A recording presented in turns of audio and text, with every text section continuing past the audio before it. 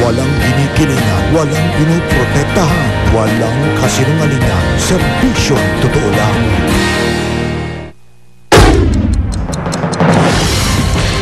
Ulat ng IIRC sa Manila hostage tragedy, isusumite muna sa gobyerno ng China bago isapubliko rito sa bansa.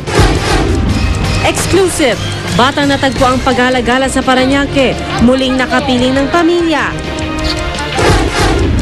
San Marcelino Zambales Mayor Jose Rodriguez, itinangging pinagsamantalahan niya ang isang dalagita. Isang linggo bago ang anibersaryo ng pananalasa ng Bagyong Ondoy, Marikina at Pasig River in-inspeksyon. Kilalanin ng 17 anyos na lalaking may taas lamang na halos 2 ruler. Exclusive, Indian national na biktima ng salisigang. Charis, nominado sa kauna-unahang Teen Icon Awards sa Amerika. At ang unang public appearance na Robin at Mariel matapos ikasal.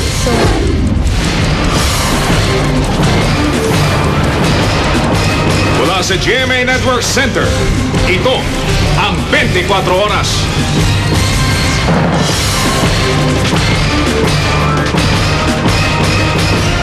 Magandang gabi po. Tiniyak ng Malacanang na isa sa publiko nito ang findings ng Incident Investigation and Review Committee o IIRC kaugnay sa August 23 hostage-taking crisis. Pero maunang malaman ng gobyerno ng China ang laman ng 83-page report bago ito isa publiko rito. Bahagi raw ito ng kasunduan. Nakatutok si Tina Pangiliban Perez. Sa pamamagitan ng Chinese Embassy rito sa Pilipinas, ipadadala sa Chinese government ngayon o sa Lunes ang findings ng IIRC kaugnay sa August 23 hostage tragedy. Ayon sa Malacanang, ito ay bilang courtesy o paggalang daw sa pamilya ng mga taga Hong Kong na nasawi sa insidente. This is part of the process of making sure that the results of the investigation are credible and transparent. This is not meant for them to comment on or to review. Tuloy pa rin daw ang pagpapadala ng high-level delegation sa China at Hong Kong para formal na ipresenta ang findings ng IIRC. Pero makababiyahe lang sila pagkatapos ng working trip ni Pangulong Aquino sa Amerika. Sa loob lamang ng 2 linggo natapos ng IIRC ang mga hearing at report. Para sa isang mambabatas ng Liberal Party sa Hong Kong, tila masyadong mabilis ang panahong ito. I personally thought maybe this is a bit too quick. Sana raw hinintay munang matapos din ang investigasyon ng Hong Kong para may kumpara ang resulta. Tina Pangiliban Perez, Nakatutok, 24 Oras. Nakremate na kanina ang mga labi ng 3 Hong Kong tourists na nasawi sa Manila hostage tragedy. Emosyonal si Mrs. Amy Leung sa huling misa para sa asawang si Ken at mga anak na sina Doris at Jessie. Matapos ang misa, cremate ng labi ng 3. Hindi na nagpa-interview sa media si Mrs. Leung. Sa halip, ang bayaw na lang niya nagpasalamat sa lahat ng manakiramay. Kabilang sa mga pinasalamatan niya ang grupo ng mga Chinese mula sa Pilipinas. Hiniling din niyang kalimutan ang trahedya at harapin ang kinabukasan. Bilang pagkikiramay sa mga biktima ng hostage tragedy, nagpalutang sa Burnham Lake ng 400 kandilang may kasamang orchids ang mga miyembro ng Filipino-Chinese community sa Baguio City. Ipananalangin din nila na sana'y humupa na ang galit ng mga taga Hong Kong dahil sa nangyaring trahedya. Sa ibang balita, magkapiling na ang batang nawala kagabi sa Parañaque at ang kanyang ina. Nakatutok si Sirian Agujo, exclusive. Nanlulumo at hindi makausap ang 4 na taong gulang na batang ito nang maabutan ng GMA News kagabi sa Barangay Hall ng Moonwalk, Parañaque. Nakita siyang paikot-ikot sa kalye, tila nawawala. Naiwan daw siya ng mama niya, tapos ang tagal daw, umalis daw siya. Isinama nila pabalik si Dodong sa lugar kung saan siya nakita, pero walang nakakilala sa bata.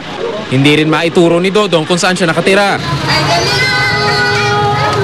Kanina, napalitan na ng matamis ng ngiti ang lungkot at balisa sa mukha ni Dodong nang makita ang ina.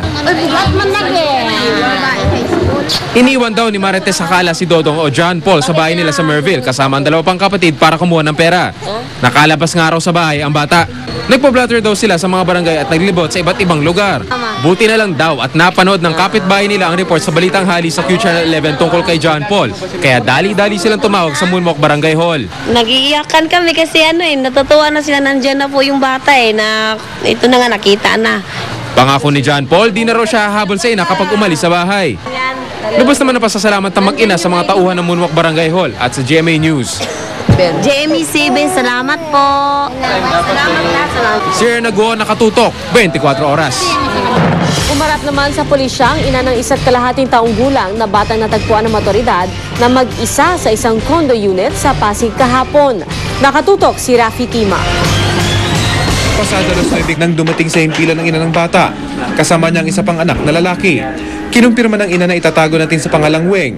Pinigilan siyang makalabas ng kanyang kondo sa Makati ng dating kalivin na isang dating pulis. Noong Miyerkules pa raw siya ayaw paalisin sa bahay, kaya hindi na siya nakabalik sa kanyang kondo sa Pasig, kung saan naman naiwan ang kanyang anak na babae kasama ang isang kasambahay.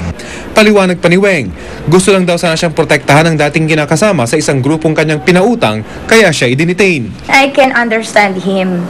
That's why kailangan ko din po mag-consult sa lawyer ko. Kasi po kahit separated kami, pinakita niya po yung concern niya sa akin. Kaya lang in such a way na parang ako po yung dinetain niya. Ang di na inakala iniwan ng kasambahay ang kanyang anak nang di na siya bumalik. So, Hindi naman po kayo nagpapabaya sa mga anak niyo? hindi po, definitely. Dahil ako nga, as a single parent, I was able to put my children to where they are now. Pinablatter na raw niya sa Makati Police ang insidente habang pinag-iisipan pa kung magsasampa siya ng kaso. Nagpa-medical na rin daw ang ina kasama ang kanyang anak na naiwan sa kanilang kondo sa Pasig. Rafi Tima, nakatutok 24 oras. Nanawagan ng DSWD sa mga inang may sobrang breast milk na mag-donate sa mga batang inabandona ng kanilang magulang. Kabilang po dyan si Baby George Francis na iniwan sa eroplano. Mas magiging malusog daw kasi ang sanggol kung mabibigyan ng gatas ng ina. Sa ngayon, puro formula milk daw ang ibinibigay nila sa mga bata. Para sa mga gustong mag-donate ng breast milk, makipag-ugnayan sa DSWD NCR sa telephone numbers 488-3199. Nagsagawa ng cleanup drive kontra dengue ang mga taga-barangay Bangkal sa Makati. Naglagay sila ng larvae trap sa mga lugar na maaring pamugaran ng lamok. Ang pinag-itlogan ng mga lamok susunugin para di na mapisa ang mga itlog. Ang mga health worker naman namigay ng flyers na may impormasyon tungkol sa dengue at kung paano ito maiiwasan. Sa Bataan, namigay ang DOH ng mga kurtinang nilagyan ng insecticide sa ilang paaralan. Mababawasan daw naman ito ang populasyon ng mga lamok na nagdudulot ng dengue. Sa Region 3, ang Bataan ang may pinakamababang kaso ng dengue sa taong ito, 51. Sa Kidapawan naman, naglaan na ang Provincial Hospital ng isang ward para sa mga may dengue para higit na matutukan ang mga pangailangan ng mga pasyente. Samantala, magkasunod na binisita ni Education Secretary Armin Luistro ang binatilong na naksak at nakapatay sa sariling guro at ang burol ng biktima sa Caloocan. Nakatutok si Cedric Castillo. Magkahalong awa at labis na pangunawa raw ang naramdaman ng kalihim. Sa halos kalahating oras na pakikipag-usap, kalmado raw ang binatilyo. Sabi niya, una daw niya itong pagkakasala. No? So sana matulungan din siya ng DSWD. Ang concern ko lang, kung less than 18 nga siya, na sana hindi naman siya kasama doon sa kulungan ng mga matatanda. Sa investigasyon ng PNP, miyembro ng isang fraternity ang second-year high school student na suspect. Bagamat mahigpit na ipinagbabawal ng DepEd ang ganitong klase ng mga organisasyon, hindi raw ito ang tamang panahon para husgahan at usigin ang binatilyo. Sa kabataan, yung pagbabawal, hindi yan palagi ang pinakamaganda na paraan sa paghuhubog sa kanila. No? Minsan, kailangan ay pagpapaliwanag, mas maganda. Mula DSWD, dumiretso ang grupo ni Luistro sa funeral home sa Caloocan kung saan nakalagak ang labi ng napatay na guro. Napakabait po ng kapatid ko. Wala akong masabi kaya ang sakit sa amin. Wala pa raw tulong na naipangako ang DepEd pero mas mahalaga raw ngayon sa pamilya ang agarang paggulong ng hustisya para sa pinaslang na kaanak. Cedric Castillo, nakatutok, 24 oras. Matapos ng ilang araw na pananahimik, itinanggi ngayon ni San Marcelino Zambales Mayor Jose Rodriguez ang alegasyong ginahasan niya ang isang dalagita noong September 12 sa kanyang rest house. Nakatutok si June Veneracion. Tinawag ni Mayor Jose Rodriguez na character assassination ng paratang. Bakay lamang daw nitong gumawa ng gulo sa politika sa kanilang lugar. Sa pahayag na nakapost sa kanyang Facebook account, sinabi rin ng alkalde na pawang kamalian ang mga nakasaad sa charge sheet laban sa kanya. Bukod pa sa inconsistent daw ang mga ito, sinagot na rin daw niya sa pamamagitan ng isang counter affidavit ang alegasyon. Isusumite na raw ito ng kanyang abogado sa piskal. Itinanggi rin ni Mayor Rodriguez na nagtatago siya. Dumadalo raw siya sa kanyang official functions at hindi rin daw totoo ang chismis na naaresto na siya. Nagpasalamat si Mayor sa mga sumusuporta sa kanya, sabay tanong sa mga naninira sa kanya, ano pa raw ang susunod? Sa October 7, nakatakda ang preliminary investigation ng kaso sa Provincial Prosecutor's Office sa Olongapo City Hall of Justice. Inaasahang sa Lunes ay isa-serve na ang subpoena kay Mayor Rodriguez. Sa kanyang sinumpaang salaysay, sinabi ng biktima na ang kaibigan niyang bading na si Jody ang nagbugaw sa kanya sa alkalde. Ito rin daw ang naghatid sa kanya sa rest house kung saan naganap ang umunoy pang-aabuso kaya kasama siya sa asunto.